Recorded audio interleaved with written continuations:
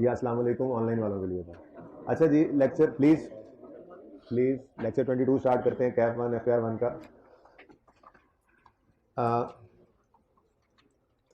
कल एक छोटी सी डिस्कशन हमने छोड़ी थी कॉस्ट ऑफ डिस्पोजल की, ठीक है।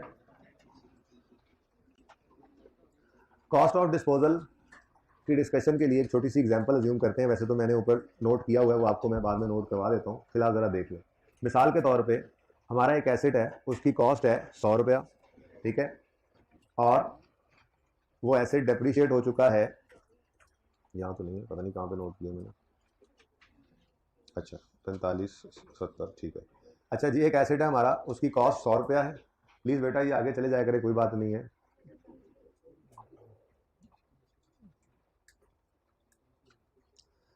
और ये एसेट डेप्रीशिएट हो चुका है 45 रुपये, ठीक है, और इसको हमने आज बेचा तो हमें कैश रिसीव हुआ 70 रुपये, ठीक है। लेकिन एक एडिशनल चीज़ भी सवाल के अंदर आ रही है, प्लीज़ जल्दी से बैठ जाए बच्चों, और वो है डिस्पोजल कॉस्ट। डिस्पोजल कॉस्ट होती क्या है कि ज़रा समझने की कोशिश करें। मिसाल के तौर पे हमारा ये एसी है जिसको हमने बेचने का इरादा किया। ये एसी हमने 100 रुपये का ख़रीदा था, 45 रुपये डेप्रीशिएट होकर इसकी वैल्यू मिसाल के तौर पे बुक वैल्यू 55 थी। हम इसको यहाँ ये फैसल टाउन में या बरकत मार्केट में जब बेचते हैं, ठीक है, तो इसकी कीमत 60 रुपये मिल रही थी। किसी ने हमें कहा कि आप इसको ना पिकअप पे रख के ठोकर ले जाएं, ठोकर में ये आपका 70 रुपये का बिक जाएगा। हाँ, ठोकर तक ले जाने के लिए, ये ज़्यादा हो गया, ठोकर तक ले जाने के लिए आपको पिकअप वाले को 2 रुपये भी देने पड़ेंगे। अब ये रुपयों से जो तंग हो रहा है वो 100, 1000, लाख जो मर्जी लिखना चाहे लिख ले भाई, इसकी आवाज़ मिस हो रही है आमिर बार बार। अच्छा, तो डिस्पोजल कॉस्ट समझ आई है कि अगर हम 70 रुपये लेना चाहते हैं इस एसेट से तो 2 रुपये एडिशनल खर्च कर लेते हैं, ठीक है, और इसको ठोकर लेकर जाते हैं, वहां पे 70 का बिक जाएगा। यहां पर अगर बेचें तो 60 का बिक जाएगा, 2 रुपये तो नहीं पड़ेंगे। अब अकलमंद आदमी यहीं पे बेचेगा या ले जाएगा ठोकर? ले जाएगा ठोकर, क्योंकि 2 रुपये एडिशनल देकर 10 रुपये और आ जाएंगे, तो 8 तो नेट में ज्यादा आ ही रहे हैं ना, ठीक है। तो बहरहाल इस डिस्पोजल कॉस्ट की मैंने आपको एक एग्जाम्पल दे दी। अब जर्नल एंट्री पास करने लगे हम, डाटा सारा गिवन है। जर्नल एंट्री क्या बनेगी? हम कहेंगे जी एसेट अकाउंट को क्रेडिट करने जाने वाले एसेट की कॉस्ट से, ठीक है। ये सब कुछ लिखा हुआ है साफ सुथरा सा, वो तस्वीर उसकी बना लेना, फिलहाल सिर्फ समझ लो, ठीक है जी। एसेट अकाउंट को क्रेडिट करना है एसेट की कॉस्ट से। एक्यूमुलेटेड डेप्शन अकाउंट को डेबिट करना है एक्यूमुलेटेड डेप्शन से 45 से। ये चल रहा है मेरे ख्याल में, बता दें किसी को जाके, शायद इसकी बैटरी का इशू है। बैटरी यहाँ तो फुल नजर आ रही है वैसे।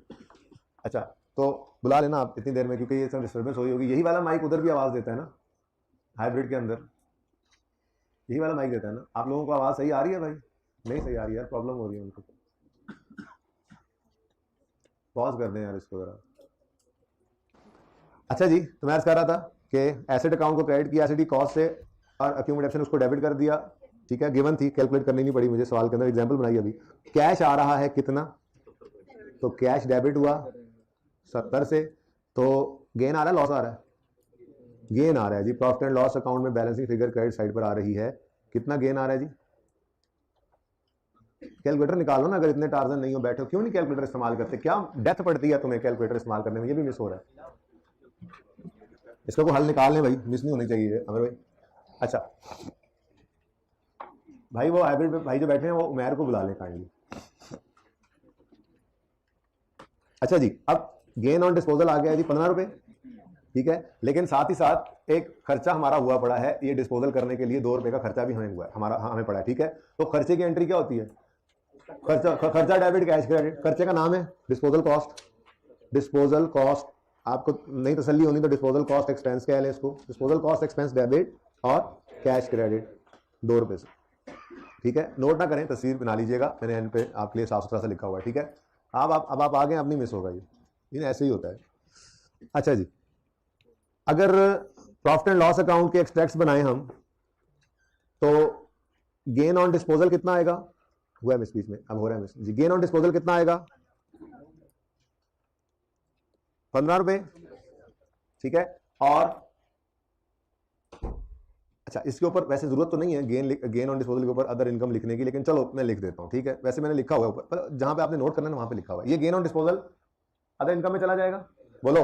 और साथ ही साथ हमारे प्रॉफिट एंड लॉस में एक डिस्पोजल कॉस्ट नामी एक्सपेंस आएगा, ऐसे ही है। डिस्पोजल कॉस्ट, एक्सपेंस लिखने की जरूरत नहीं, कॉस्ट मतलब एक्सपेंस ही होता है, लेकिन चलो लिख लेते हैं। डिस्पोजल कॉस्ट कितनी है? 2 रुपये, मैं नेगेटिव से शो कर देता हूँ। इसमें कोई मसला समझ आता है ये? अच्छा, अब इसका एक और अल्टरनेटिव वे भी है यही काम करने का। वो क्या है? वो ये है कि किसी ने हमें कहा, वैसे आईकेप ने इस तरह से एंट्रीज की अपनी किताब के अंदर, लेकिन जो तरीका मैं सिखाने लगा हूं मैं दूसरा इस्तेमाल करता हूं, बिल्कुल ठीक है, और जाहिर सी बात है आपको पहले भी इसके फेल होने के तरीके थोड़ी बताए जाते हैं यहाँ पे, ठीक है? तो जरा डीप डाउन जाकर देखें अगर इस ट्रांजैक्शन को, तो हो क्या रहा है, हमें 70 रुपए आ रहे हैं और एट द सेम टाइम हमारे जेब से 2 रुपए जा रहे हैं, तो फिर जेब में नेट में कितने पैसे आ रहे हैं? 68 आ रहे हैं। तो भाई किसी सियाने ने ये कहा कि यार आप नेट से ही सेल प्रोसीड्स रिकॉर्ड कर लो, आप 2 अलग अलग एंट्रीज ना करो, ठीक है? तो फिर हमारी एंट्री क्या बन गई? मैंने कहा जी अच्छा, काम तो बाकी सारा वैसे ही है, एक्यूमुलेटेड डेप्शन अकाउंट ने तो 45 से ही डेबिट होना है, फिर एसेट अकाउंट ने क्रेडिट जाने वाले एसेट की कॉस्ट से होना है, वो 100 ही है, ठीक है? बस जो कैश डेबिट करना था ना, वो कैश आप 70 डेबिट करने की बजाय नेट ऑफ डिस्पोजल कॉस्ट करके 68 डेबिट कर दें। बहरहाल एंट्री बैलेंस फिगर इसी तरफ दे रही है, कितना? 13, ठीक है? दूसरी एंट्री अब कोई नहीं हो रही हमारी, जरूरत नहीं पड़ी हमें, क्योंकि हमने डिस्पोजल कॉस्ट को सेल प्रोसीड्स में से नेट कर दिया। ऐसे ही है। अब जब हम प्रॉफिट एंड लॉस का एक्सट्रैक्ट बनाएंगे तो उसके अंदर हमें सिर्फ नजर आएगा गेन ऑन डिस्पोजल, और वो कितना होगा? 13 का। अगर आप गौर करें तो 1.15 का गेन और 2 का एक्सपेंस भी नेट होकर तो 13 रुपए ही बन रहे थे। तो हमने सिर्फ एक काम किया, सेल प्रोसीड्स को नेट कर दिया, ठीक है? डिस्पोजल कॉस्ट से सेल प्रोसीड को नेट किया, तो हमारा काम आसान भी हो गया, गलती के चांसेस भी हमारे कम हो गए, ठीक है? ये बात समझ आ गई है? अब इसको ना आपने नोट करना है, यहां से कर लें। ये 2 ऑप्शंस हैं, मैं पसंद करूंगा, एक मिनट नोट करने से पहले 1 मिनट रुक जाए, दूसरी एंट्री इसमें नहीं करनी पड़ी हमें, ठीक है ना? ये भी तो बताओ। ओके जी, इसको पिक्चर ले लें इसकी, इसको नोट करना है, नोट कर लें। हम ये वाले ऑप्शन पे जाएंगे, आ जाओ मेरे, ये से चेंज किया उन्होंने अभी।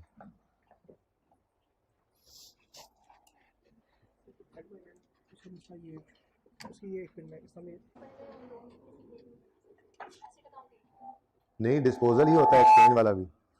क्वेश्चन ये है स्टूडेंट का कि डिस्पोजल 2 हैं, एक डिस्पोजल सिंपल वाला है, दूसरा डिस्पोजल एक्सचेंज वाला है तो दोनों ही डिस्पोजल, यानी कि 3 डिस्पोजल है सवाल में, 2 सिंपल डिस्पोजल है और तीसरा एक्सचेंज है, तो तीसरा भी डिस्पोजल ही है, थ्रू एक्सचेंज है, तो 3 डिस्पोजल अकाउंट बनेंगे, 3 बनेंगे। डिस्पोजल है थ्रू सेल, डिस्पोजल है थ्रू टेस्ट की डिस्कशन कल करूंगा इंशाल्लाह, आज ना करें आप लोग बहाने से, ठीक है? डिस्पोजल थ्रू सेल भी होता है, डिस्पोजल थ्रू एक्सचेंज भी होता है, और अभी हमने एक और पढ़ना है डिस्पोजल थ्रू नेचुरल डिजास्टर। भाई हाइब्रिड वालों आवाज सही आ रही है? हाइब्रिड वालों आवाज सही आ रही है? जरा पूछ लें उनसे जाके, उमर भी जरा चेक कर लें, हाइब्रिड क्लास चेक कर लें जरा उधर जाके, थोड़ी सी ज्यादा कर दें, मुझे लगता है कम है आवाज। भाई आवाज सही आ रही है? सही है, गुजारा है। अच्छा जी, हो गया ये नोट? अच्छा यही, अच्छा नोट करना भी नहीं था, मैंने कहा था पिक्चर बना लें, ठीक है जी? अदर इनकम और अदर एक्सपेंस, माजरत मैं बताना भूल गया आपको, डिस्कशन और डिस्पोजल कॉस्ट में ये दोनों ऑप्शंस हैं, जो मर्जी अकाउंटिंग करें। मैं इस वाली अकाउंटिंग को पसंद करता हूं, क्योंकि इससे आपकी गलती के चांसेस भी कम हो जाते हैं और जल्दी भी हो जाता है ये काम, एक पूरी एंट्री बच गई ना, ठीक है?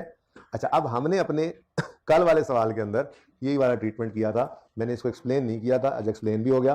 अगर अब आप गौर करें, पिक्चर ले लिया अगर, तो मैं इसको हटा दूं यहाँ से। भाई पिक्चर लेना, लो सर लेना पिक्चर, नहीं मोबाइल पिक्चर वाला, मेरे वाला ले लो, तो मोबाइल में साथ ले जाऊंगा, पिक्चर ही साथ चली जाएगी।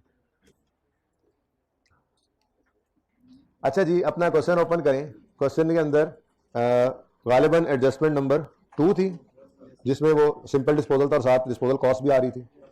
कल वाला हैंड आउट अकमल ब्रदर्स, बल्कि परसों वाला हैंड आउट है, अकमल ब्रदर्स एडजस्टमेंट नंबर 3 है। ऑन यकम जुलाई या machine having fair value of, नहीं ये नहीं है, इससे ऊपर वाली में adjustment 2, a machine acquired on यकम January having net book value of इतने, ऑन यकम जनवरी वाज सोल्ड फॉर इतने 34,000, cost of disposal incurred was 5,000। अब हमने कल क्या किया था? इधर देखें, हमने डिस्पोजल का जो अकाउंट बनाया था, उसमें प्रोसीड जो बैंक में आनी थी उनको नेट कर दिया था मैंने, 34 - 5 29 लिख लिया था और मैंने कहा था रेड मार्कर से स्टार लगा के कि कल एक्सप्लेन करूंगा कि ये क्या हुआ। तो आज समझ आ गई। अगर कोई बच्चा यहाँ पे मुकम्मल 34 लिखे तो फिर 5000 को इस तरफ लिखना पड़ेगा उसको। गलती के चांसेस भी होते हैं, टाइम भी ज़्यादा लगता है, तो आसान काम कर लिया करेंगे। ठीक है, उसूल बना लेते हैं, उसूल लिख लें आप। ये जो सवाल है ना आपका सवाल, इस सवाल के अंदर ये जो लाइन आ रही है इसको अंडरलाइन करें। एडजस्टमेंट टू ये line, cost of disposal incurred was 5000, इसको अंडरलाइन करके यहाँ पर लिखें। अगर सवाल में, जल्दी लिखें, अगर सवाल में डिस्पोजल कॉस्ट हुआ करे, अगर सवाल में डिस्पोजल कॉस्ट हुआ करेगी तो हम, अगर सवाल में डिस्पोजल कॉस्ट हुआ करेगी तो हम उसे सेल प्रोसीड्स में से, तो हम उसे सेल प्रोसीड्स में से, तो हम उसे सेल प्रोसीड्स मतलब कैश रिसीव्ड, जो मर्जी लिख लो, दोनों लिख सकते हो। सेल प्रोसीड्स मतलब कैश रिसीव्ड ऑन डिस्पोजल को कहते हैं, ठीक है ना। तो हम उसे सेल प्रोसीड्स में से लेस करके, तो हम उसे सेल प्रोसीड्स में से लेस करके डिस्पोजल की जेई में, जर्नल एंट्री में, जेई इसलिए बोला कि आप भी जेई लिखें, ठीक है ना। तो हम उसे सेल प्रोसीड्स में से लेस करके डिस्पोजल की जर्नल एंट्री में नेट सेल प्रोसीड्स लिया करेंगे। तो हम डिस्पोजल की जर्नल एंट्री में नेट करके, पता नहीं क्या लिखा है मैंने, दोबारा बोलता हूं, शुरू से सुने। अगर सवाल में डिस्पोजल कॉस्ट लिखो, डिस्पोजल हुआ करे, डिस्पोजल कॉस्ट, अगर सवाल में डिस्पोजल कॉस्ट हुआ करेगी तो हम उसे सेल प्रोसीड्स में से, यानी कैश रिसीव्ड ऑन डिस्पोजल में से लेस करके नेट सेल प्रोसीड्स को डिस्पोजल की जर्नल एंट्री में इस्तेमाल किया करेंगे, ठीक है ना। सही है, प्रूफ तो मैंने कर ही दिया, दोनों तरह से आंसर सेम आता है। तो हम ये वाला काम किया करेंगे जो काम हमने कल किया भी था, ठीक है। आप जाके अपने सोल्यूशन को देख लें, हमने डिस्पोजल अकाउंट में यही काम किया हुआ था जो मैंने आपको दिखा दिया। यार 7 वाले से पूछ लो यार, तुमसे अभी तक नहीं हो रहा, मैंने 7600 दफा बोला। अगर कोई बच्चा कहता तो मैं फिर बोल दूं, 7 वाले से भी देख लेते हैं भाई जो लिख चुका। ये वाला काम, सॉरी ये वाला काम, ठीक है। अच्छा, मैंने ये इसी एग्जांपल में क्यों नहीं समझा दिया, असल में ना इस सवाल के अंदर इसको समझना इनिशियली मुश्किल था। क्यों? इस सवाल में अगर डिस्पोजल कॉस्ट ना डालें तो गेन आ रहा था, जब डिस्पोजल कॉस्ट डाली यहां पर, नेट किया तो लॉस हो गया, तो यहां पर समझाना मुश्किल था, ठीक है ना। इसलिए मैंने आसान वाली एग्जांपल में समझाया कि गेन था, डिस्पोजल कॉस्ट करने से गेन थोड़ा कम हो गया, तो कॉन्सेप्ट समझ आ गया कि ऐसे होता है। अब आपकी बला से पहले गेन आ रहा था, डिस्पोजल कॉस्ट नेट करने से गेन ही रहा, कम हो गया, या लॉस में कन्वर्ट हो गया, पहले लॉस आ रहा था, ज्यादा लॉस हो गया, आपकी बला से। आपने तो जिंदगी आसान कर ली, आपने सेल प्रोसीड्स को नेट कर लिया, अब जो भी गेन लॉस की एडजस्टमेंट है वो खुद ब खुद हो जाएगी, आपको परेशान होने की जरूरत नहीं रहेगी, ठीक है। सही हो गया और सही आ। अच्छा जी, ये दूसरा सवाल जो अब कल डिस्कस करूंगा, ये मैंने नहीं आज किया डिस्कस क्योंकि काम काफी करने वाला था। असल थोड़ी तरतीब डिफरेंट थी, दूसरी क्लास के अंदर पहले मैंने चेंज इन एस्टीमेट की डिस्कशन कर ली थी, फिर इस तरफ आया था, तो फिर मैंने देखा एसेट अकाउंट बुक वाले बनाने का टाइम जरा कम नजर आ रहा था, तो मैंने कहा चलो ये वाला सवाल हम कल डिस्कस कर लेंगे। वैसे कितने बच्चों ने अटेम्प्ट किया था ये सवाल? ओके, वेरी गुड, ठीक है। तो कल जब मैं डिस्कस करूंगा, डिस्कस करने का मतलब यह है मैं उसको सॉल्व कर दूंगा, यहीं पर सॉल्व कर दूंगा। हो सकता है घर से सॉल्व करके ले आऊँ, ये देख लो यार, और डिस्कशन भी हो जाए, ठीक है ना। तो आप चेक कर लेंगे इसको, डिस्कस बारल कल क्वेश्चन होगा आपका, जो भी डिस्कस कर लेंगे उसको इसमें कल आपका क्वेश्चन दे दूंगा, ठीक है ना। अब आते हैं कल वाले दूसरे होमवर्क की तरफ, और वो था कल वाले हैंडआउट में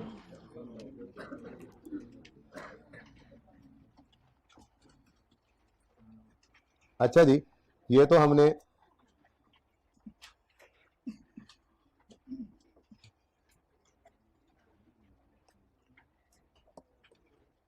सारा ही मिटा देते हैं एक बार यार।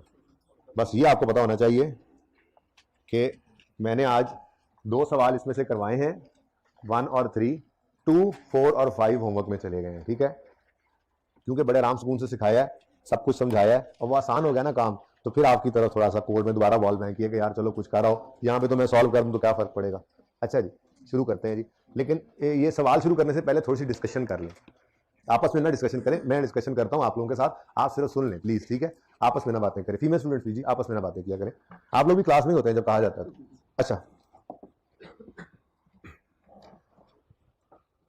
आपसे पहले या दूसरे दिन गालिबन थोड़ी सी बात हुई थी कि depreciation expense is an estimate, ठीक है, कहा था मैंने आपको, और मैंने कहा था ये एस्टीमेट क्यों है। भाई आवाज सही आ रही है हाइब्रिड वालों?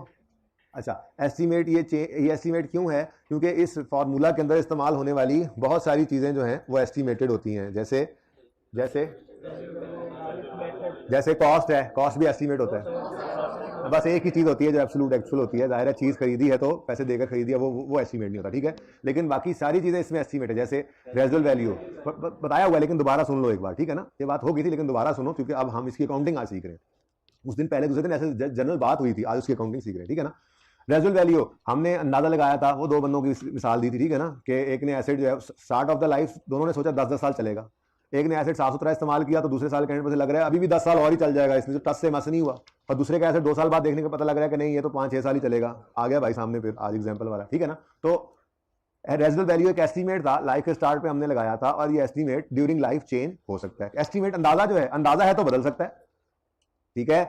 अच्छा, ऐसे ही यूजफुल लाइफ भी एस्टीमेट है, वो भी हमने बात की थी कि 10 साल सोचा था चलेगा, 2 साल के बाद, अच्छा रेजुअल वैल्यू की मैंने मिसाल में यूजफुल लाइफ की मिसाल दे दी है, चलो कोई बात नहीं, अच्छा हो गया, ठीक है। रेजुअल वैल्यू भी ऐसे ही है, अगर 10 साल बाद हमने सोचा था कि एक एसेट इतने पैसे लाकर दे देगा, हमें रेजुअल वैल्यू एस्टीमेट लगाई थी, 2 साल गुजरने के बाद अगर एसेट अच्छा इस्तेमाल किया तो हमने कहा यार महंगाई बढ़ी है, ये तो और महंगा हो गया है, हमने तो एसेट को इतना संभाल के इस्तेमाल किया, रेजुअल वैल्यू बढ़ भी सकती है। या उसको एसेट को इतना मिसयूज किया कि दूसरे साल के एंड पे लग रहा है कि इसके तो आधे पैसे भी अपने मिलने जो सोचा था। तो रेजुअल वैल्यू है, एस्टीमेट है, बढ़ भी सकता है, कम भी हो सकता है during life of an asset.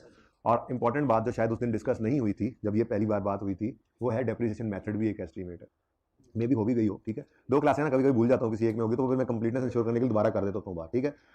Depreciation method मौजूद है स्टैंडर्ड में कि ये लगा लो ये लगा लो ये लगा लो, लेकिन स्टैंडर्ड ये नहीं कहता कि आपने एक एसेट खरीदा तो आप जो मर्जी मेथड उस पर लगा लो। मेथड्स उसने 2-4 दे दिए, 4 मेथड हमारे सिलेबस में हम पढ़ेंगे, ठीक है ना। मेथड्स तो उसने मल्टीपल दे दिए, लेकिन ये नहीं उसने कहा कि जो एसेट ले लो तो रात को सो जाओ बाबा जी ख्वाब में आए जो वाला मेथड कहते हैं वो लगा लो, या अक्कड़ बक्कड़ कर लो और जो मेथड जो है वो पूरे 100 पे आए वो लगा लो, ऐसा नहीं, ठीक है। स्टैंडर्ड ने इसके पीछे थोड़ी सी डिस्कशन की है। स्टैंडर्ड ने कहा है कि आपका डेप्रिसिएशन मेथड वो हो जो आपके एसेट के, आपका जो एसेट है उससे आने वाले बेनिफिट के पैटर्न से मेल खाता हो।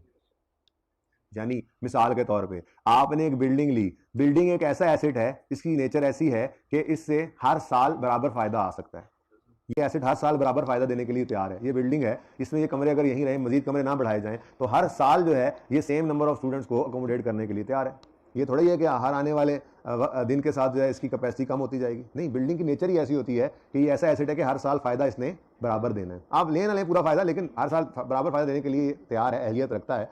तो ये एक ऐसा एसेट है जिससे आने वाला फायदा हर साल, बोलो बोलो, फूटो फूटो, है डेथ क्यों पड़ रही है, बोलो, रोजा लग रहा है, मुझे भी तो लग रहा होगा, खैर इतना मैं बोल रहा हूँ, थोड़ा सा आप भी बोल लें, जागते तो रहे। अच्छा कहाँ था मैं, हाँ, बिल्डिंग से आने वाला फायदा हर साल बराबर है, तो फिर मेथड भी ऐसा ढूंढो जिसमें डेप्रिसिएशन एक्सपेंस हर साल बराबर हो, स्ट्रेट लाइन लगा लिया। अच्छा, आपने एक मशीन खरीदी, अब मशीन की नेचर ऐसी होती है कि जैसे जैसे वो पुरानी होती जाती है उसकी एफिशिएंसी, क्वालिटी, आउटपुट वगैरह कम होती जाती है। तो मशीन एक ऐसा एसेट है कि जिससे आने वाला फायदा हर आने वाले साल में कम होता चला जाता है। तो फिर डेप्रिसिएशन एक्सपेंस निकालने का मेथड भी ऐसा हो जिसमें हर साल डेप्रिसिएशन एक्सपेंस की फिगर कम होती जाए, जैसे फायदा हर साल कम हो रहा है तो कौन सा मेथड लगा लो, रिड्यूसिंग बैलेंस। अच्छा, अब ये जो मशीन आपने खरीदी थी, आपने लाइफ के स्टार्ट पे सोचा 20 साल इसने फायदा देना है, लेकिन चूंकि मशीन है हर साल फायदा कम होता जाएगा तो स्ट्रेट लाइन मेथड नहीं लगाना, रिड्यूसिंग बैलेंस लगा लो। हमने सिलेक्ट कर लिया और काम शुरू कर दिया। 2 साल 3 साल गुजरे तो हमने देखा कि यार कमाल एसेट है, ये तो टस से मस नहीं हुआ, जापानी एसेट है, ये तो बिल्कुल वैसे का वैसे ही चल रहा है जैसे पहले दिन था, ये तो आज भी तीसरे साल भी बराबर फायदा दे रहा है, और ये हमें लग रहा है कि ये अब पूरे 20 साल बराबर फायदा देता रहेगा। इसका मतलब हमने जो पहले मेथड लगा दिया था रिड्यूसिंग बैलेंस, वो तो गलत एस्टीमेट अंदाजा लग गया हमसे, तो अब क्या कर लोगे, स्ट्रेट लाइन कर दोगे। तो जो मेथड ऑफ डेप्रिसिएशन भी क्या है, एक ये सौती आलात को खामोश रखा कीजिए जी, कहाँ था मैं। डेप्रिसिएशन मेथड भी क्या है, एक एस्टीमेट है, और ये भी during life of asset change हो सकता है, ठीक है। तो हेडिंग बनाएं अपने रजिस्टर्स पे आज चेंज इन एस्टीमेट की, और लिखें फॉलोइंग एस्टीमेट्स में change during life of an asset, useful life, residual value, depreciation method. ये 30 सेकंड है आपके पास ये लिखने के लिए, बात समझाने के लिए मेरे पास पूरा लेक्चर है, लेकिन लिखने के लिए आपका 30 सेकंड।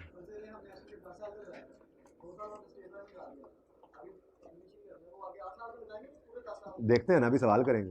हाँ, ऐसे थोड़ा ही कि मैंने कहा चेंज एस्टीमेट इज ओवर, बस जाओ पर्चा दे आओ जाके आईकेएफ का। आज तो बुनियाद डाल रहे हैं इसकी, तो कई बार आएगा हमारे सिलेबस के दौरान, इसका नोट भी बनाना सीखेंगे किसी वक्त में।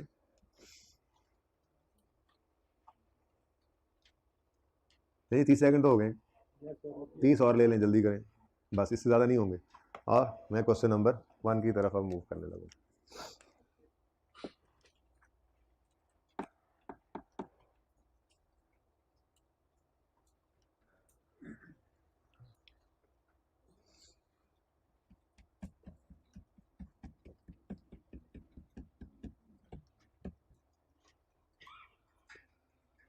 जी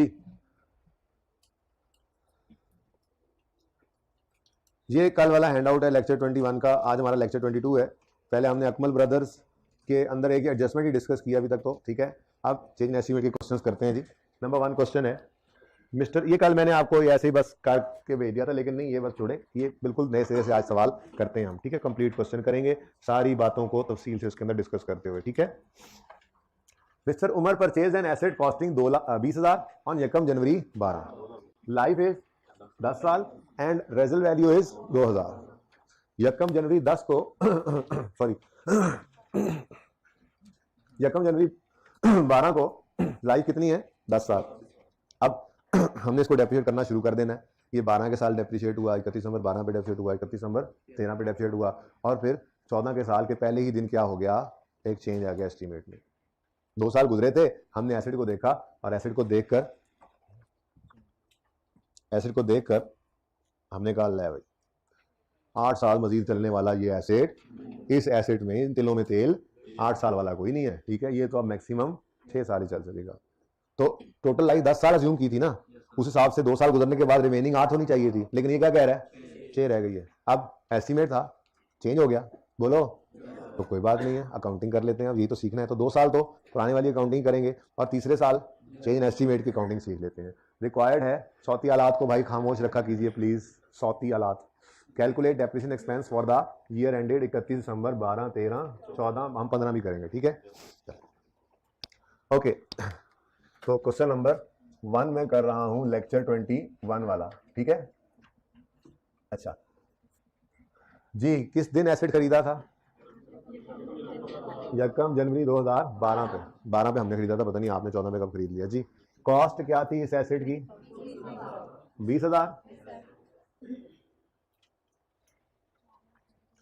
31 दिसंबर 2012 आया।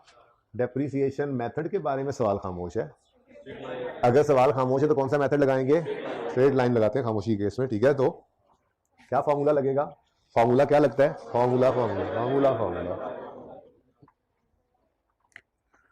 फॉर्मूला हम यूज करते हैं जी डेप्रिसिएशन के लिए। स्ट्रेट लाइन मेथड हो तो डेप्रिसिएशन एक्सपेंस निकलता है cost minus residual value over useful life, ठीक है। ये फॉर्मूला लगा लेते हैं, ठीक है। तो डेप्रिसिएशन कॉस्ट कितनी है जी? 20,000, residual value 2000 divided by useful life कितनी है? 10 साल। तो डेप्रिसिएशन आई थी कल 1800 और बुक वैल्यू 18,200। फिर 31 दिसंबर 13 आएगा।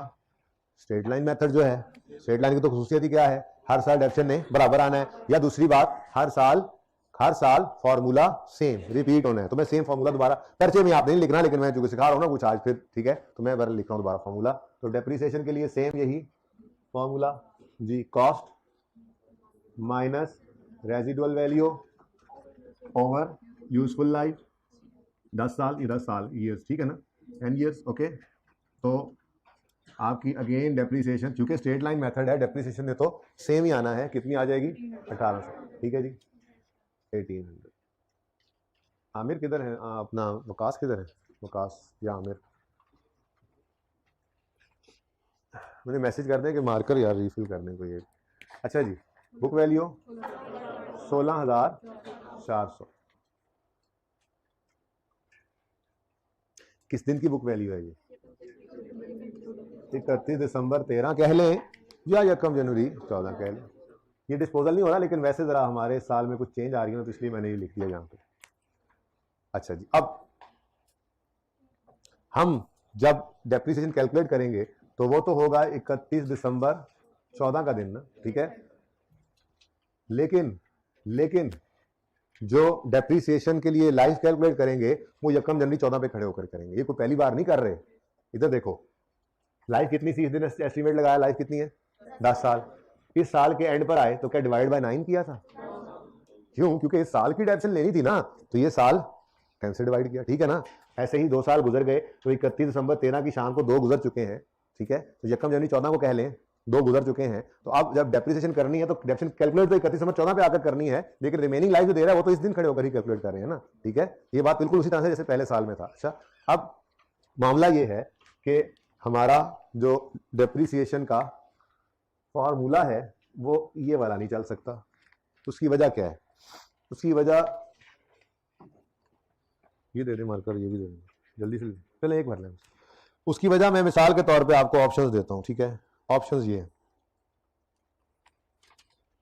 एक एसेट है हमारा, ठीक है जी, और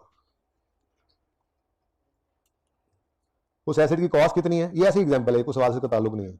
100 रुपए उसकी कॉस्ट है, लाइफ उसकी 5 साल है, तो हमने उस एसेट को डेप्रिशिएट करना है तो 100/5 करेंगे, डेप्रिसिएशन आ जाएगी 20, हर साल 20 डेप्रिसिएशन आनी है, तो 20 रुपए की डेप्रिसिएशन, फिर 20, फिर 20, 20, 20, ये होना था। ठीक है, लेकिन दूसरे साल के एंड पे जाकर पता लगा ओहो एसेट की लाइफ तो अब 4 साल रह गई है। ठीक है, तो ये साल एसेट की जिंदगी से निकल ही गया। ठीक है, अब इस दिन खड़े होकर इस दिन ये जहां आप खड़े हैं, ये ग्रीन से, इस दिन खड़े होकर आपके पास क्या क्या ऑप्शंस हैं? आपने कहा जी हम ऐसा करते हैं, हम उसी तरह से 100/5 करते रहते हैं, ताकि मैंने कहा ना जरा वो फॉर्मूला मैंने लिखवाया है, जरा प्रूफ तो कर लें कि उसके अलावा कोई ऑप्शन भी है कि नहीं। आपने कहा जी वही डेप्रिसिएशन लगाते जाओ, मैंने कहा अच्छा ठीक है लगाते जाओ, तो 20 और 20 डेप्रिशिएट करेंगे, यही होगा ना यार। ये देखो ना, चेंज इन एस्टीमेट आ गया। आपने कहा जी वही वाली लाइफ लगाओ, मैंने कहा ठीक है जी वही लगा लेते हैं, तो कितनी डेप्रिसिएशन आएगी? 20, और यहाँ पर एसेट की लाइफ हो गई खत्म। अब अगर गौर करो तो एसेट 80 रुपये डेप्रिशिएट हुआ, अभी 20 रुपये तो डेप्रिशिएट हुआ ही नहीं और लाइफ ही खत्म हो गई। क्या ख्याल है? इसका मतलब ये ऑप्शन तो नहीं सही। ठीक है, ये डेप्रिसिएशन तो अब नहीं हो सकती। आपने कहा आप भी नहीं, मतलब ट्रूपर हैं, आप भी ट्राई करते रहते हैं, आपने भी हार मानी। आपने कहा कोई बात नहीं, आप ऐसा करें, आप 100 को डिवाइड कर दें रिमेनिंग लाइफ पे 2 पे। मैंने कहा चलो ऐसे कर लेते हैं। ठीक है, ऐसे करते हैं तो डेप्रिसिएशन आ गई 50 और 50, लो कर लो कमाई। 100 रुपये का एसेट और 140 डेप्रिसिएट हो गया। सॉरी, आपके मतलूबा नंबर से जवाब मौसूल नहीं हो रहा, ये भी ऑप्शन सही नहीं है। ठीक है, आपने बड़ी फनकारी लगाई। आपने कहा अभी सर ने बुक वैल्यू की बात करनी है, आपने कहा जी बुक वैल्यू इस दिन खड़े होकर कैलकुलेट कर लेते हैं, 60 है। आपने कहा जी 60 को डिवाइड कर देते हैं 5 से, ओरिजिनल लाइफ से कितना बनता है? 12। मैंने कहा अच्छा यार 12 और 12, अब क्या हुआ? 40 और 24 कितना? 64, ये तो उससे भी कम हो गया। यानी 100 का एसेट है और 64 डेप्रिसिएट होता है, तो भाई सिग्नल बिल्कुल ही नहीं आ रहे।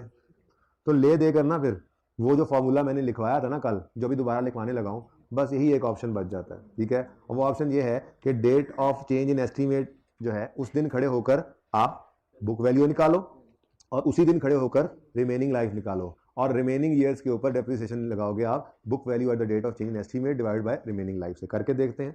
60 book value at the date of change in estimate है और रिमेनिंग लाइफ है 2। इस दिन खड़े होकर, इस दिन चेंज इन एस्टीमेट यकम जनवरी 17 पर खड़े होकर ये चेंज इन एस्टीमेट जिस दिन आ रहा है ना, इस दिन कितनी लाइफ रिमेनिंग है? तो देखो 2 साल गुजर गए और 2 साल रह गए, तो 60 डिवाइड बाई 2 30, अब हो गया सही काम। ठीक है, अब 30 और 30 60 और 40 पूरा 100 डेप्रिशिएट हो जाएगा। ठीक है ना, तो ये सारे ऑप्शन मैंने इसलिए आपके सामने ओपन किए कि आपके जहन में ये ना आए कोई और तरीका भी तो हो सकता था, तो आप कोई और सोच सके तो आप सोच के घर से आ जाइएगा। ठीक है, तो इसका मतलब ये हुआ कि हमारे पास जो वाहिद ऑप्शन मौजूद है वो ये है कि हमने अगर डेप्रिसिएशन एक्सपेंस कैलकुलेट करना है, अगर एस्टीमेट में चेंज आ जाए, इधर देखिएगा सब तो फॉर्मूला हो जाता है, कॉस्ट अब रेलेवेंट नहीं रही, प्रूव करके आ रहे हैं। Book value at the date of change in estimate, book value मैं बोल रहा हूं, अगर किसी को नजर ना आए तो उन्हीं के लिए बोल रहा हूं। Book value at the date of change in estimate minus revised residual value. अगर सवाल में रिवाइज्ड दे दे तो वो रिवाइज रख लेना। भाई ये मार्कर भी बिल्कुल थका हुआ है यार, रेड वाला, कोई नया ले आए मार के।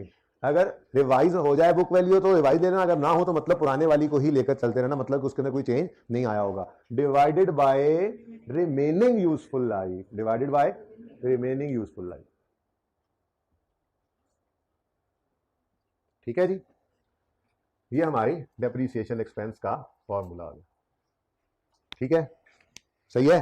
अभी फॉर्मूला को यूज कर लेते हैं। मजे की बात यह है कि हमारे इस फॉर्मेट की बरकत यह है कि इसने हमें readily book value at the date of change in estimate दे दी है। हमने इस दिन खड़े होकर बुक वैल्यू निकालनी थी, वो हमारे फॉर्मेट नहीं दे दी। हमने इसी दिन खड़े होकर रिमेनिंग लाइफ कैलकुलेट करनी है, वो भी सवाल ने हमें बता दी हुई है। ठीक है, कितनी है? 6 साल। कितनी है? 6 साल। तो फॉर्मूला बन गया जी, अब फॉर्मूला लगेगा book value at the date of change in estimate. कहीं जाने की जरूरत नहीं है, सामने पड़ी हुई है। ठीक है, माइनस सवाल ने कुछ नहीं बताया तो रेजिडुअल वैल्यू वही अज्यूम करोगे, divided by 6 years remaining life. ठीक है, ये 6 पता नहीं नजर आ रहा होगा या नहीं, 6 इयर्स। ठीक है जी, आपको तो बेटा आ रहा है हाइब्रिड वालों की और ऑनलाइन वालों की बात कर। ठीक है, कितनी आ गई डेप्रिसिएशन? 2400। अच्छा, सवाल की रिक्वायरमेंट खत्म हो गई है, लेकिन मैं जरा आगे बढ़ाता हूं इसकी बात को। ठीक है, नहीं तो नहीं है बिल्कुल नहीं। अच्छा, तो 14,000, लेकिन ये इसलिए मैंने अगला साल किया कि आपको बताना चाह रहा हूं भाई स्ट्रेट लाइन मेथड है ना, मेथड तो नहीं बदला, तो फिर ऑनवर्ड्स क्या है, हर साल डेफिनेशन में बराबर होना है, पर पुराने वाली नहीं, अब नए वाली हर साल। यानी कि अगर अगले 6 साल कोई एस्टीमेट में चेंज दोबारा ना आए तो हर साल 2400 करके ही एसेट डेप्रिशिएट होता चला जाएगा। यानी स्ट्रेट लाइन मेथड है तो स्ट्रेट लाइन मेथड ही रहना है ना, तो आगे वही वाला पुराना उसका कैरेक्टरिस्टिक कि हर साल डेप्रिसिएशन में सेम आना है, और हर साल सेम आने का दूसरा मतलब यही है कि हर साल आप फॉर्मूला रिपीट कर देंगे। ठीक है, डिवाइडेड बाय 6 इयर्स। ये सिर्फ एडिशनल 1 साल आपको जरा बेटर अंडरस्टैंडिंग हो जाए इसके लिए मैंने ये कर दिया। ठीक है जी, तो बुक वैल्यू 11,600, काफी है, यहाँ पे रोक दो। ठीक है, डेप्रिसिएशन हर साल बराबर ही आती है स्ट्रेट लाइन में। ये पहले 2 साल के बाद बदल इसलिए गई है क्योंकि एस्टीमेट बदल गया था। अगर पुरानी डेप्रिसिएशन को लेकर चले तो हमारा एसेट सही से डेप्रिशिएट हो ही नहीं सकेगा, लाइफ एंड हो जाएगी, डेप्रिसिएशन फिर भी बाकी होगी। ठीक है, ये बात समझ आ गई? चलो, अच्छा, अब कभी कभी ऐसा होता है कि आपको इधर देखिएगा, कभी कभी ऐसा होता है कि वो सवाल में आपको इतनी आसानी नहीं देता जितनी आपको लग रही होती है।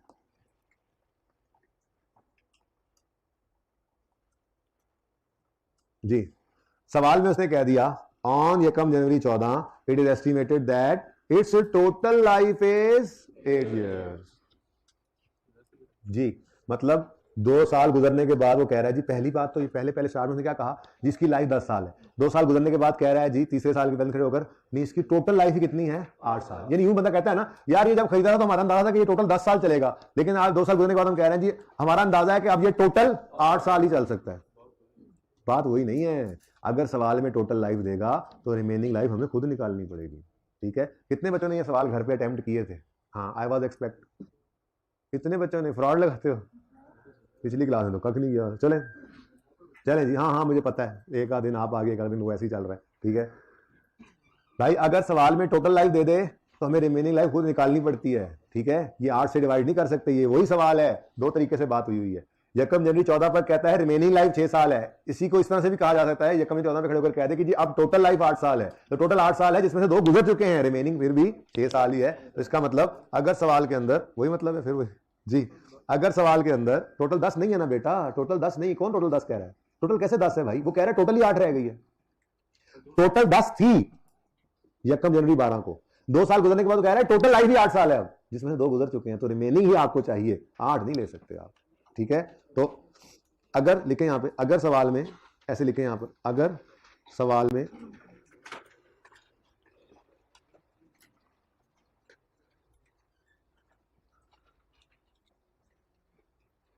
रिवाइज्ड टोटल लाइफ दे दे, अगर सवाल में, ये इस लफ्ज से आपको बात समझ आ जाएगी उम्मीद है भाई साहब, रिवाइज्ड टोटल है ये, ठीक है ना, लेकिन हमें टोटल रिवाइज्ड भी नहीं चाहिए, हमें रिमेनिंग ही चाहिए। ठीक है ना, अगर सवाल में रिवाइज्ड टोटल लाइफ दे दे,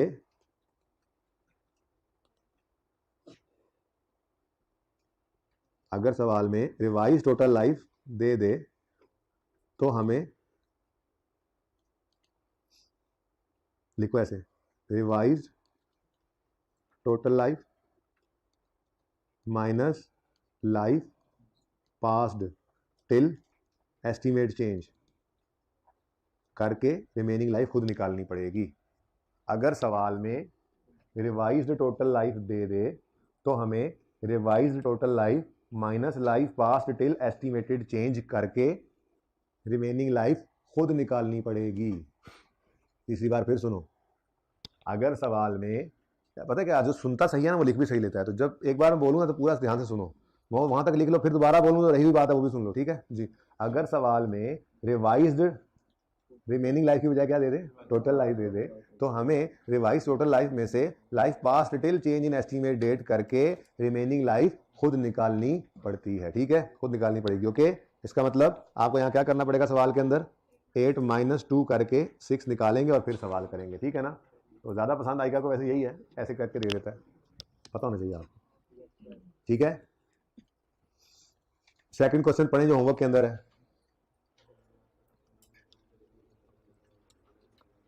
जितने बच्चों ने हाथ खड़ा किया हम अटेम्प्ट करके आए, चेक कर लूं मैं कहाँ पे अटेम्प्ट किया हुआ रजिस्टर में। रजिस्टर घर किस किस का रह गया, वो दूसरे रजिस्टर में था, किस किस के साथ ये सीन, बस रजिस्टर होना ही एक चाहिए वैसे।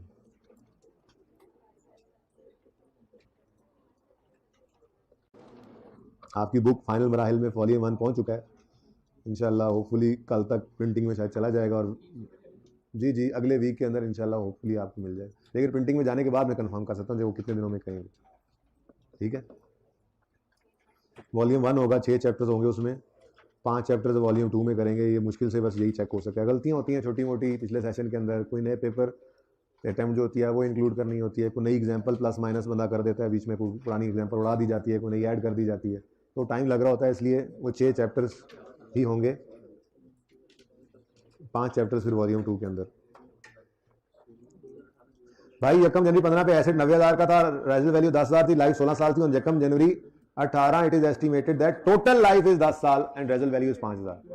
आप ये घर पे करेंगे, बस सवाल के अंदर उसने रिवाइज टोटल लाइफ दी हुई है, 16 साल लाइफ थी, 3 साल गुजरने के बाद रिमेनिंग लाइफ उसने देने की बजाय रिवाइज टोटल लाइफ दे दी, ठीक है ना। वो 7 साल रिमेनिंग लाइफ बनती थी ना, उस एसेट देखा यार ये तो 7 साल ही चलेगा, ऐसे कहने की वजह क्या कह रहा है, सोचा था 16 साल चलेगा, लेकिन ये तो अब मेरे ख्याल में टोटल 10 साल ही चलेगा, जिसमें से 3 गुजर चुके हैं, तो रिमेनिंग आपको निकालनी पड़ेगी, ठीक है। तो होमवर्क में ये क्वेश्चन करना, ठीक है। चलें जी, अब क्वेश्चन नंबर 3 मैं क्विकली आपको करवाता हूं 5 मिनट के अंदर, उसके बाद फिर क्योंकि हमारे पास 20 मिनट होंगे, उस 20 मिनट के अंदर मैंने बुक वैल्यू पे एसेट अकाउंट बनाना सिखाना है। 10 मिनट में डिस्कशन, 10 मिनट में सवाल, ओके। पिछली क्लास में तो ऐसे ही हुआ है, बल्कि पिछली क्लास में सवाल 5 मिनट में हुआ। क्वेश्चन नंबर 3 करवा रहा हूं आपको, लेक्चर 21 वाला। डेट ऑफ परचेज यकम जनवरी 15 है, कॉस्ट 1 लाख है, रेजर्व वैल्यू 20,000 है, 10% स्ट्रेट लाइन मेथड है। किस दिन खरीदा भाई,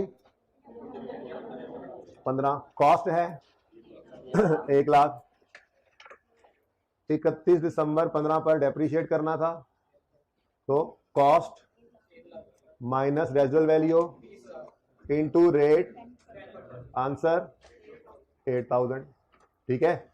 स्ट्रेट लाइन मेथड है ना, तो cost minus reserve value into rate या और लाइफ एक ही बात होती है, ठीक है। बुक वैल्यू क्या आ गई 92,000, फिर 31 दिसंबर 16 तक सब चैन ही है, तो फॉर्मूला रिपीट करना है, चलो लिख दो आज फिर। 1 लाख कॉस्ट है माइनस 20,000, रेजर्व वैल्यू है इनटू रेट है 10%, अगेन 8,000, क्योंकि स्ट्रेट लाइन मेथड की तो खुसूसियत ही यही है, ठीक है। बुक वैल्यू 84,000, ये है जनाब 31 दिसंबर 16 के दिन की बुक वैल्यू।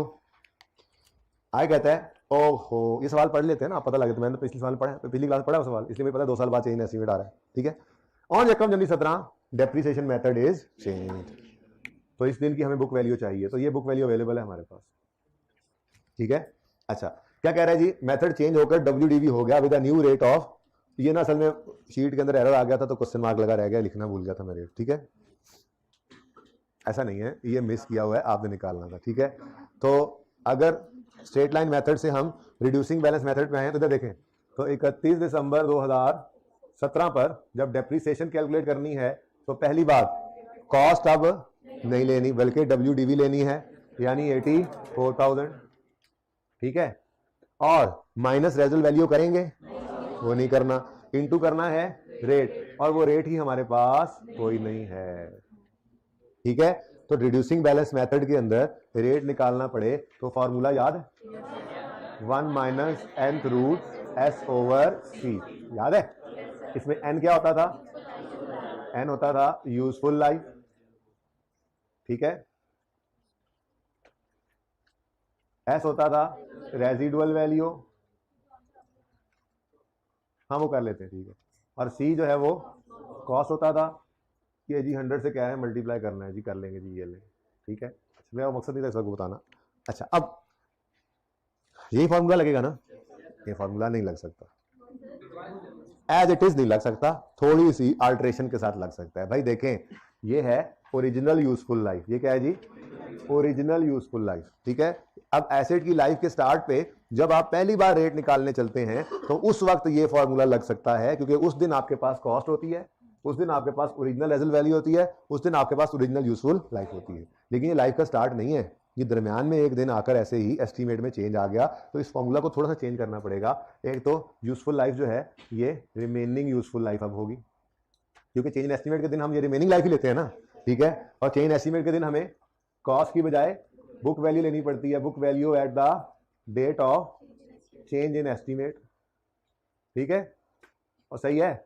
और रिवाइज्ड रेजिडुअल वैल्यू हमें लेनी पड़ती है, तो ये थोड़ी सी चेंज हमें इस फॉर्मूला में करनी पड़ेगी, बाकी फॉर्मूला वही है, ठीक है, समझे, समझ रहे हो, ठीक है। तो रेट निकलेगा 1 माइनस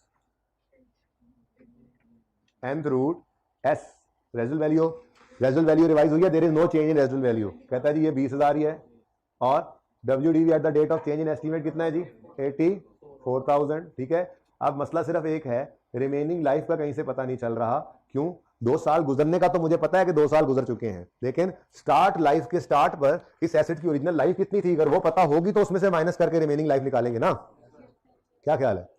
तो हमें अवेलेबल नहीं है, सवाल में गड़बड़ है, हमें अवेलेबल नहीं है ओरिजिनल लाइफ, ओरिजिनल लाइफ हमें अवेलेबल नहीं है, सवाल में गड़बड़ है।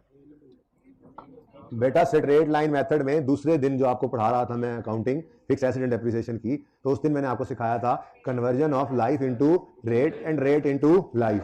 छोटी से छोटी बात भी कहीं ना कहीं पर्चे में इस्तेमाल हो जाया करती है, तो एक कॉन्सेप्ट था स्ट्रेट लाइन मेथड के अंदर, अगर आप रेट से लाइफ निकालना चाहें, जो कि आज जरूरत पड़ गई है, तो आप क्या करते हैं 1 ओवर रेट कर देते हैं, ठीक है। तो हमने इस 10% के से 1 ओवर 0.1 किया, तो हमारे पास क्या आ गया जी, ये 10 ईयर्स क्या है, ये 10 ईयर्स क्या है ओरिजिनल लाइफ, ये क्या है जी ओरिजिनल लाइफ, ये ओरिजिनल लाइफ है, इसमें से 2 साल गुजर गए -2, तो रिमेनिंग कितना आ गया 8 ईयर्स, ये 8 ईयर्स क्या है जी, ये 8 ईयर्स रिमेनिंग लाइफ है, ओके सही है। ये समझ आइए बात, ये थोड़ा सा इस सवाल के अंदर थोड़ा सा एक खुलिया था, ओके बहुत जरूरी बात है, कर लो फिर मैं बाद में पढ़ा लूंगा, नहीं कर ले यार कुछ नहीं। अच्छा तो भाई ये क्या आएगा 8, तो बताएं जी रेट क्या है 16.42%, ठीक है जी, बस कहानी खत्म, 16.42% है, बताओ जी 13793, ठीक है जी। बुक वैल्यू बताएं 207, चलें अगले 1 साल की और डेप्शन निकाल लेते हैं ताकि जरा पक्का हो जाए, मेथड रिड्यूसिंग बैलेंस हो गया है, तो डेप्रीसिएशन निकालने के लिए हर साल बुक वैल्यू पे रेट ने लगना है, तो ये 70207 को उठा लेंगे, ठीक है, इनटू अच्छा कर लेता हूँ 16.42%, 18 के साल की डेप्रीसिएशन, ठीक है, और आंसर क्या आया 11528, देखा रिड्यूसिंग बैलेंस मेथड आया तो हर साल डेप्रीसिएशन कम होने लग गई, होने लगी ना कम, ठीक है जी। बुक वैल्यू ओके बस काफी है, समझ गए, सही है।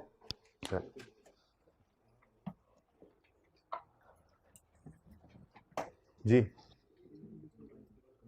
बेटा रिमेनिंग यूजफुल लाइफ रेट में यूज करनी है, ये समझ आती है, ठीक है। अब इस सवाल में देखें तो हमें ओरिजिनल लाइफ अवेलेबल नहीं थी, भाई बच्चे का क्वेश्चन ये है कि रिमेनिंग यूजफुल लाइफ दोबारा समझा दे, हमें इस सवाल के अंदर ओरिजिनल लाइफ गिवन होती तो हम आराम से 2 साल माइनस करके रिमेनिंग निकाल लेते, तो ओरिजिनल लाइफ ईयर्स में गिवन नहीं थी, लेकिन स्ट्रेट लाइन मेथड के अंदर मैंने आपको समझाया था फिक्स एसेट एंड डेप्रिसिएशन जब शुरू किया था ना दूसरे लेक्चर में, कि अगर स्ट्रेट लाइन 10% लिखा हुआ है तो इसका मतलब होता है 10 ईयर्स। कैसे निकाला था वो हमने 1 ओवर रेट करके हमने कन्वर्जन भी सीखी थी, तो जिस दिन हमने एसेट खरीदा उस दिन रेट 10% है का मतलब क्या है, उस दिन लाइफ 10 साल थी, अब 10 में से 2 गुजर गए तो इस दिन 1 जनवरी 17 को रिमेनिंग लाइफ कितनी है 8 साल, तो फिर उस रेट के फॉर्मूला में 8 को यूज किया, ठीक है सही है। चले क्वेश्चन नंबर 4 बहुत सिंपल है, मैं पढ़ना भी पसंद नहीं कर रहा, बस एक चीज कर लो इसमें, ये कोई प्रिंटिंग एरर हो गया था, कोई कॉपी पेस्ट हो गई चीज, ये काट दीजिएगा, ठीक है। ये 30 जून 16 से पता नहीं क्या लिखा हुआ है, ये ऐसे लिखा गया, ठीक है। ये सिंपल क्वेश्चन है। क्वेश्चन नंबर 5 में थोड़ा सा टेक्निकल क्वेश्चन है, लेकिन वो भी अब आपका तैयार है क्योंकि मैंने क्वेश्चन 3 के अंदर जो डिस्कशन की है उसमें सारी बात हो गई। जैसे कहता है जी डेट ऑफ परचेज यकम जनवरी 10 है, कॉस्ट 50,000 है, रेजर्व वैल्यू 10,000 है, लाइफ 10 साल है, लेकिन मेथड यूज हो रहा है यानी रिड्यूसिंग बैलेंस। अब रिड्यूसिंग बैलेंस मेथड है तो हमें रेट चाहिए जो कि सवाल में गिवन नहीं है, तो हमें फॉर्मूला पता है। अब लाइफ के पहले दिन खड़े हो तो बगैर रिवीजन वाला रेट का फॉर्मूला लगाओगे, ओरिजिनल यूजफुल लाइफ लोगे, ओरिजिनल कॉस्ट लोगे, ओरिजिनल रेजल्ट वैल्यू लोगे और रेट आ जाएगा। ठीक है, उसके बाद 10 और 11 इसी तरह से चलेगा और फिर 12 के पहले दिन लाइफ में चेंज आ जाएगा और वो कह रहा है कि total life is estimated at 5, जिसका मतलब रिमेनिंग लाइफ कितनी होगी, 2 गुजर गए, रिमेनिंग लाइफ होनी चाहिए 3 इयर्स। ठीक है ना। अच्छा, अब ये जो लाइफ में चेंज आया है इसका क्या इंपैक्ट पड़ेगा, देखो वो कह रहा है with no change in method, and method नहीं बदला उसने, यानी अभी भी कौन से मेथड पे है, रिड्यूसिंग बैलेंस पे, लेकिन चूंकि लाइफ बदल गई है और लाइफ को यूज करके ही रेट निकाला था तो फिर वो वाला रेट पुराना तो खराब हो गया। अब हमें दोबारा रेट निकालने के लिए जो फॉर्मूला यूज करना पड़ेगा वो अल्टरेशन वाला यूज करना पड़ेगा। 2 साल बाद फिर रिमेनिंग लाइफ लेंगे, रिवाइज बुक वैल्यू लेंगे अगर कोई हुई तो, ठीक है, और book value rate of change in estimate लेंगे। क्लियर है ये बात, ये समझे हो, नहीं भी समझे तो ट्राई करोगे, फिर कल मैं आपको दिखा दूंगा। ठीक है, सही है, चले जी। अब ये होमवर्क में चले गए भाई सवाल आपके होमवर्क में। अब वो जो कल 3 सिनेरियोज वाला रह गया है ना, वो तो आपका पुराना होमवर्क है ना, वो आज का होमवर्क नहीं है, वो डिस्कस मैंने कल करना है। ये मैंने कल भी होमवर्क में दिए थे, लेकिन अब आपको तकरीबन कोई पौना घंटा लगा चुका हूं चेंज एस्टीमेट पे, तो मेरे ख्याल में अब आपका वो लेवल नहीं है जो कल वाला है। तो ये 3 सवाल अब आप ट्राई कर सकते हैं, कल मैं फिर इनको डिस्कस करूंगा और फिर आगे चलेंगे। ठीक है, लेकिन कल 5 मिनट से ज्यादा नहीं लगा सकता इस पे, हो सकता है मैं घर से ही सॉल्व करके ले आऊं, आपको दिखा दूं, आपको हाँ ठीक है जी, ओके है जी, हाँ जी ठीक है, क्वेश्चन हो तो पूछ भी सकते हैं फिर। ठीक है, अच्छा, तो क्वेश्चन नंबर 2 के साथ होमवर्क लिख लिया, 4 के साथ और 5 के साथ लिख लिया जी। अच्छा जी, मेरा आपसे सवाल, आपको पहले दिन एक एंट्री पढ़ाई थी, डेप्शन की entry, डेप्शन expense, debit, acid, credit भी हो सकती है। फिर मैंने कहा था ये बेटर प्रेजेंटेशन नहीं है, लेकिन हो सकता है ये।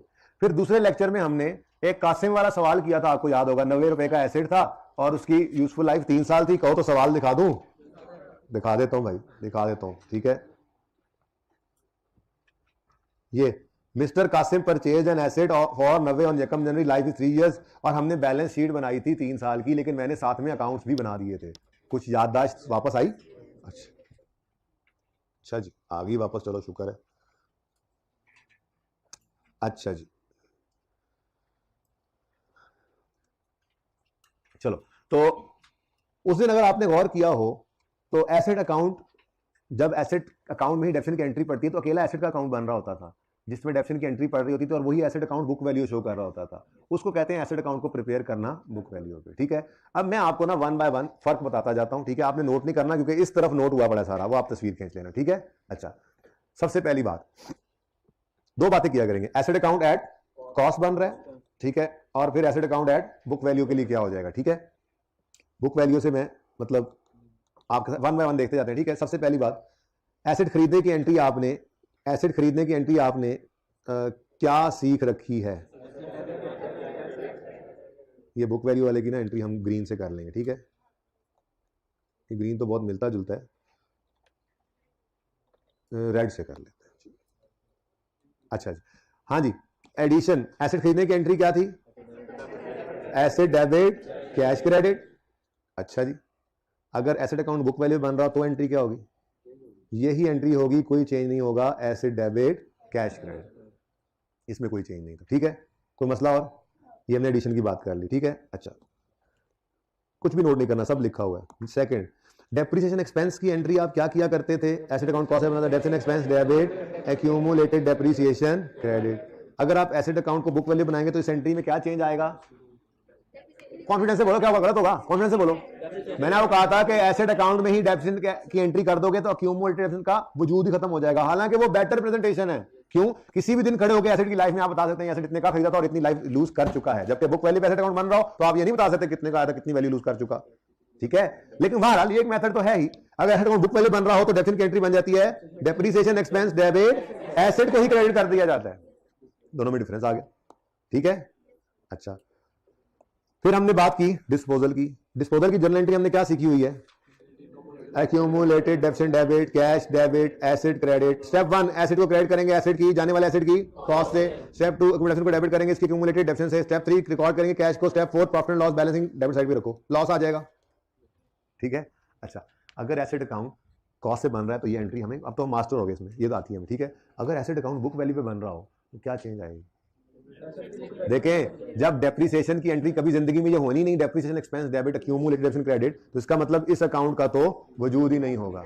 और एसेट अकाउंट ही किस पे बन रहा होगा? बुक वैल्यू पे। तो फिर एसेट अकाउंट में से डिस्पोजल की क्या निकलेगी? Book value. अभी सवाल करते हैं, यही निकलेगी, ठीक है। ये बात समझ आई? नहीं समझ आई? ये बात हमें नहीं आई। एसेट अकाउंट में से एसेट की कॉस्ट नहीं निकल सकती क्योंकि एसेट अकाउंट में कॉस्ट पड़ी ही नहीं है, तो फिर क्या निकालेंगे? Book value. और अक्यूमुलेटेड एसेट का वजूद ही नहीं है, क्यों? क्योंकि एंट्री एक्यूमुलेशन के अंदर हो ही नहीं रही थी, तो एक अकाउंट बना ही नहीं है, तो फिर उसमें से कुछ निकला ही नहीं। वो हमारी, अगर एसेट अकाउंट बुक वैल्यू बन रहा होगा तो हमारी जनरल एंट्री में एक्यूमुलेटेड एसेट का नाम ही नहीं आएगा, ठीक है। और एसेट अकाउंट में से क्या निकला करेगा? Book value. यानी पहले दो स्टेप्स कंबाइन हो गए डिस्पोजल के। एसेट अकाउंट में से अलग कॉस्ट निकलती थी, एक्यूमुलेटेड में से अलग एक्यूमुलेटेड डेब्ट निकलती थी। अब हमने उनको नेट करके बुक वैल्यू बनती है ना, वो स्टेप वन हमारा दोनों को कंबाइन करके बन गया, ठीक है। अच्छा, और अगर एक्सचेंज की ट्रांजैक्शन हो तो क्या एंट्री सीखी हुई है आज तक? क्या एक्यूमुलेटेड डेब्ट डेबिट होगा, एसेट अकाउंट डेबिट होगा कॉस्ट ऑफ न्यू से, फिर एसेट अकाउंट क्रेडिट होगा कॉस्ट ऑफ ओल्ड से, फिर कैश क्रेडिट होगा, ठीक है जी, और profit and loss, balancing figure loss ही कह देते हैं जी, ठीक है। ये सब हुआ करता है अगर एक्सचेंज हो तो। ऐसे ही है, अगर एसेट अकाउंट बुक वैल्यू बन रहा हो तो इस अकाउंट का तो वजूद गया। एसेट अकाउंट में पुरानी की कॉस्ट पड़ी नहीं है, कॉस्ट कहां से निकालेंगे? बुक वैल्यू निकालेंगे, बाकी सब सेम ही है। यानी कहने का मतलब यह है कि हमारा काम आसान हो गया है। ये काम आसान है लेकिन प्रेजेंटेशन बेहतर वाली ये नहीं है, ठीक है ना। तो ज्यादा बहरहाल टेस्ट भी वही होता है, ज्यादा प्रैक्टिकल इस्तेमाल भी हम उसी को ही कर रहे होते हैं, ठीक है। ये सारी बातें मैंने यहाँ पर इस तरह से टेबल की फॉर्म में लिख दी हैं, तो इसकी आप पिक्चर ले सकते हैं। अब अगर एसेट अकाउंट प्रिपेयर कर रहे हैं हम कॉस्ट पर, तो एडिशन की एंट्री क्या है, डिस्पोजल की एंट्री क्या है, एक्सचेंज की एंट्री क्या है, डेप्शन की एंट्री क्या है। और अगर यही अकाउंट बुक वैल्यू बन जाए तो क्या चेंज आ जाता है? माजरत, ये आगे जाते जाते ना मेरा वो ब्लैक सी नोट कर गया, ठीक है, ठीक है।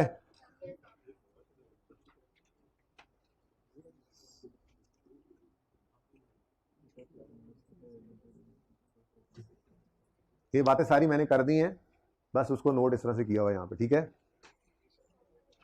घर पे नोट किया करो, जो तस्वीर खींचा करो। ये ना मोबाइल का सॉफ्टवेयर जाए, सब कुछ जाए, साथ में FAR 1 भी जाए, या मोबाइल वैसे जाए FAR 1 भी जाए, तो नोट कर लिया करो घर पे। अच्छा जी,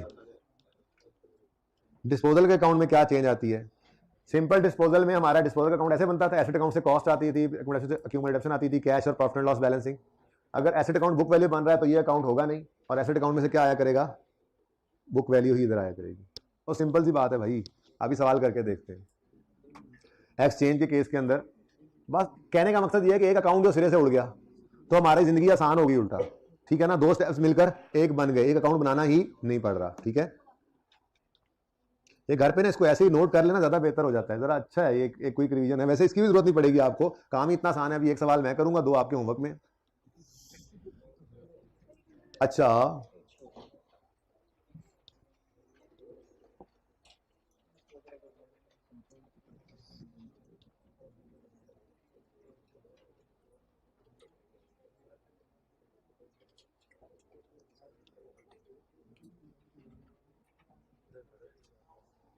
नहीं मान रही?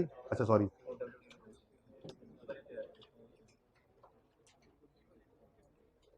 चलें जी, इधर देखें जी, ये क्वेश्चन नंबर 1 में क्लास वर्क वाला करवाने लगा हूं। ये जरा होमवर्क चेंज कर लीजिएगा। होमवर्क लेक्चर 21 का जो है वो चेंज इन एस्टीमेट का क्वेश्चन 2, 4 और 5 है। यहाँ पे मैं 2 लिखना भूल गया था, असल में बस मैंने कहा था क्लास में डिस्कस कर दूंगा, नहीं किया फिर, ठीक है। 2, 4 और 5। अच्छा, उसके बाद ये क्वेश्चन 1 होमवर्क में होगा आपका आज वाले हैंडआउट का, क्वेश्चन 2 होमवर्क में होगा, 3 आज रहने देना। इसके अंदर है, ये भी आसान सवाल, लेकिन इसमें कुछ बातें ऐसी जो हमने भी पढ़ी नहीं, कॉस्ट डिटर्मिनेशन से रिलेटेड, तो इसलिए फिलहाल इसको पेंडिंग कर दो। होमवर्क जो आज वाला हैंडआउट है ना, उसमें होमवर्क क्वेश्चन 1 और 2 कर लेना, 3 को फिलहाल छोड़ देना ट्रेडिंग ऑर्गेनाइजेशन वाले को। कल मैं आपसे क्लास में पहले करवाऊंगा कुछ समझा के थोड़ा सा, फिर मैं सॉल्व भी कर दूंगा, ठीक है भाई। वो बोर्ड मिटा दो। अच्छा जी, क्वेश्चन नंबर 1 पढ़ते हैं जरा। Following ledger balances are appearing, ऐसा कुछ लिखा हुआ है देखो। नहीं जी, यस सर ऑटो पे लगे हुए हैं आप देख रहे थे, कुछ नहीं हुआ, yes sir yes sir yes sir yes sir, पता नहीं क्या यार, देखो तो यार। Following ledger balance is appearing और नीचे आ रहा है सिर्फ एक एसेट अकाउंट और वो भी शो कर रहा है बुक वैल्यू। और हमारा पुराना दोस्त आज हमारा साथ छोड़ गया है। आज पहला सवाल ऐसा आ रहा है इतने दिनों बाद जिसमें अक्यूमुलेटेड एसेट का ओपनिंग बैलेंस नजर नहीं आ रहा। क्योंकि एसेट अकाउंट ही बुक वैल्यू बन रहा है। इस बुक वैल्यू बनने का मतलब ही क्या है कि डेप्रिसिएशन की एंट्री हम करते हैं debit expense debit asset credit, तो वो हमारा दोस्त वजूद में आता ही नहीं है। ठीक है, हाँ साहब ने जगह कम पढ़ लिया, अभी रोज आगे बैठ जाने। तो फिर रिक्वायरमेंट में भी देखोगे तो आपको कहा जा रहा होगा कि जी एसेट अकाउंट बना दो, एसेट अकाउंट बना दो और डिस्पोजल अकाउंट बना दो, दैट्स इट। अब एसेट अकाउंट बन रहा है एट, ठीक है,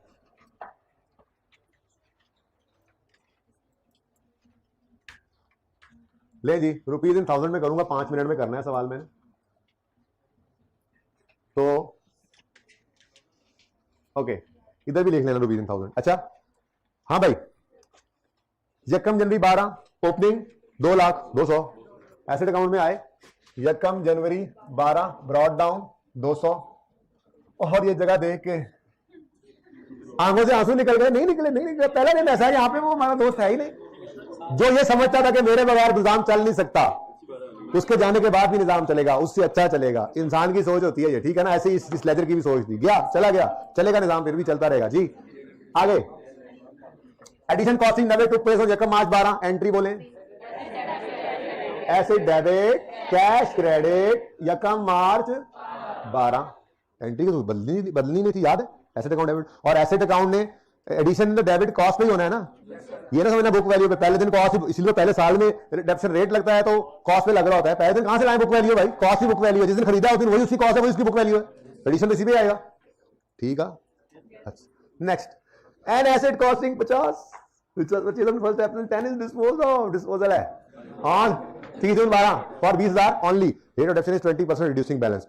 जरूरी नहीं है रिड्यूसिंग बैलेंस, कॉस्ट ये स्टेटमेंट मेथड भी हो सकता था, लेकिन इस सवाल में रिड्यूसिंग बैलेंस है। अब हमें मेथड की कोई परवाह नहीं, कभी कोई आ जाता है कभी कोई आ जाता है। रिड्यूसिंग बैलेंस करा के अगले दिन होमवर्क में स्ट्रेट लाइन दे दिया था, याद है आपको। हमें आपको उसकी मोहताजी नहीं है, कौन सा जो सा मर्जी मेथड, ठीक है। ओके, तो जी step 1 we will credit the asset account with cost of asset disposed of. कहां कॉस्ट, ये स्टेप जिस दिन लिखवाया उस दिन कहा था कॉस्ट क्यों क्रेडिट कर रहे हो, फिर मैंने कहा था जो पड़ा होगा वही निकालोगे। आज कॉस्ट वहां पे पड़ी ही नहीं है जहां से आप कॉस्ट निकालने लगे। ऐसे तो बुक वैल्यू पड़ा है, इसका मतलब स्टेप 1 कॉस्ट क्रेडिट होना, स्टेप 2 वो डेबिट होना।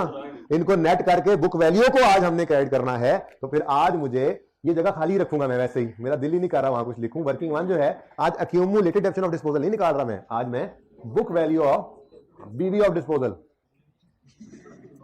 बुक वैल्यू जी।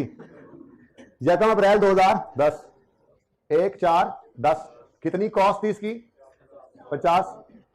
31 दिसंबर 10 आया होगा, डेप्रीसिएशन 50 का 20% इंटू 9/12 भाई। जनवरी फरवरी मार्च नहीं है, जगह पे ऐसे 31 दिसंबर तक जी 7.5 बोले ना, 50 को करें मल्टीप्लाई जी। भाई जरा जाना अदनान साहब अगर आने लगे सिर्फ 2 मिनट कह रहे थे। अच्छा जी, बुक वैल्यू 42.5, फिर 31 दिसंबर 11 आया, मेथड रिड्यूसिंग बैलेंस है तो 42.5 का 20% 8.5 जी। Book value 34। अब ये 31 दिसंबर 11 है, या पुराना काम भूल नहीं जाना, या यकम जनवरी 12। बहुत तेजी से कर रहा हूं सवाल ना, हाँ समझ नहीं आ रहा। अब इसको क्या मैं करता तफसील से ये काम, अब मैं क्या मैं क्या समझाता, ये बुक वैल्यू है, ये कॉस्ट है, ये 10/12 है, ये 9/12 है, रिपीट मैं कह रहा हूं काम आसान हो गया उल्टा, ठीक है। अच्छा, उसके बाद ये एसेट किस दिन बिक गया, वॉज डिस्पोज्ड ऑफ ऑन 30 जून 2012। तो 30/6/12 डेप्रीसिएशन 34 इंटू 20% इंटू 6/12 जी 3.4, और बुक वैल्यू आ गई 30.6। अच्छा, यहां पे मैंने बुक वैल्यू निकाल ली है, अब मुझे अक्यूमुलेटेड डेबिशन भी निकालनी है। कोई लोड नहीं, कोई लोड नहीं, आज ये चाहिए था, ठीक है। क्यों, क्योंकि डेट ऑफ डिस्पोजल की बुक वैल्यू हमें चाहिए थी, जिसे एसेट अकाउंट में से हमने करना था क्रेडिट, और जिसको फेंकना था डिस्पोजल में डेबिट। यहां पे ताकि हम लिख सकते हैं एसेट अकाउंट में से बुक वैल्यू आई है, ठीक है। 30 जून 2012 डिस्पोजल अकाउंट में जो फिगर गई है वो आज वर्किंग 1 से आई है, बस सवाल खत्म। लेकिन डेप्रीसिएशन एक्सपेंस निकालो और उसकी एंट्री भी यहां करनी है क्योंकि आज हमारा दोस्त तो है नहीं, जगह खाली छोड़ेंगे हम जी, ये तस्वीर लगाएंगे उसकी। Working 1 depreciation expense on opening. अच्छा एक्सक्लूडिंग डिस्पोजल लिखने की जरूरत नहीं है, अगर हो तो माइनस कर दिया करो। मेथड कौन सा है? WDV हो तो opening book value of all minus opening book value disposal, ऐसे ही करते हैं। कोई नई चीज है तो बता दो। आज तो टाइम लाया किया ये वाला मेथड करके हमें, है ना, दिल में आ रहा होगा आपके। ओहो ओपनिंग नहीं, opening book value of all minus opening disposals into 20%। अरे मौजे, आज मौजे चेक करो, आज opening cost minus opening value करने की जरूरत भी नहीं है, आज तो वेव्स ही वेव्स हैं, करो किल। आज एसेट अकाउंट ने खुद ही कह दिया opening book value of all 200 है, आज हमें कोई कॉस्ट एक्यूमुलेशन करने की जरूरत नहीं है। भला बताओ अब तो ये सर ये वाला मेथड पहले करवा देते हैं, है ना, वो आसान था। सर सिर्फ 2 मिनट पैगाम भेजा, सिर्फ 2 मिनट जी जी जी जी। ये वाला मेथड पहले क्यों नहीं करवाया भाई? तुम्हें मैंने कहा था जाके सर से बात करो, नहीं रुके, इतने सर लाए वो। अच्छा जी जी क्या बात हो रही थी? हाँ मैं कह रहा हूं कि पहले इसलिए नहीं करवाया था कि पहले आसान करवा दें, बाद वाली चीज मुश्किल समझ नहीं आती। मुश्किल कर रहा हूं आसान में मसला ही कोई नहीं जी। ओपनिंग बुक मैं क्या किताबा बंद कर लो पानी चौधरी साहब खोलो जाते। Opening book value of all given है आज, ओपनिंग बुक वैल्यू डिस्पोजल, हाँ ये आपने थोड़ी सी एफर्ट करके वर्किंग 1 में आज निकाल जी। हाँ 20% देख ले 193 चेक कर लो यार, कैलकुलेटर ओपन करें जी, देख लो एक बार। 200 माइनस 34 का 20% 166 होना चाहिए। अच्छा जी 33.2 पता नहीं इनके कैलकुलेटर में क्या था। ऑन एडिशंस, एडिशन एक ही एडिशन है 90 इंटू, चाहे पहला साल है कॉस्ट ही है 20, अच्छा 20% into 10/12 exact 15। On disposals working 1 लिखो, 3.4 लिखो और go and kill the waves. 51.7 बन रहा है मेरे ख्याल से ये इनका टोटल इनका। अच्छा ठीक है 6 आ रहा है। अच्छा जी आप एंट्री बोलो, एंट्री बोलो, एंट्री बोलो, entry depreciation expense debit asset credit working 2 से 51.6 31 दिसंबर 2012। तो क्लोजिंग 31 दिसंबर 12 पर कितना आ गया? क्लोजिंग बैलेंसिंग कोई कर देगा कैलकुलेट? 207 चेक करें जी, ये फिगर सही है? यस सर मत बोले, चेक करें। ये यस सर वालों के पीछे नहीं होते जो ऐसे से, जो जिसने कह दिया यस सर, मैंने कह दिया यस सर, इसने कह दिया यस सर, सही है बेटा? अच्छा जी डिस्पोजल पूरा नहीं किया, सॉरी। कैश कितना आया था ये पूरा कर दो। कैश कितना आया था? 20,000। तो कैश डेबिट डिस्पोजल देखो देखो जगह घेर ली किसी ने उस हमारे दोस्त की। आज जो जाता है लोग आ जाते हैं जगह पूरी कर देते हैं जी 20, लेकिन लॉस आज भी कायम है अपनी साइड पे हमारे सवालों में 10.6। ठीक है मुश्किल था या आसान? तो बस इस जैसे ही 2 सवाल हैं आगे, कोशिश करना। क्वेश्चन 3 नहीं करना, ट्रेडिंग ऑर्गेनाइजेशन वाला जो पास पेपर का सवाल है वो अभी नहीं करना। ठीक है जी, जिंदगी रही तो कल मिलेंगे। पहले फीमेल स्टूडेंट्स को निकलने दें। जज़ाकल्लाह।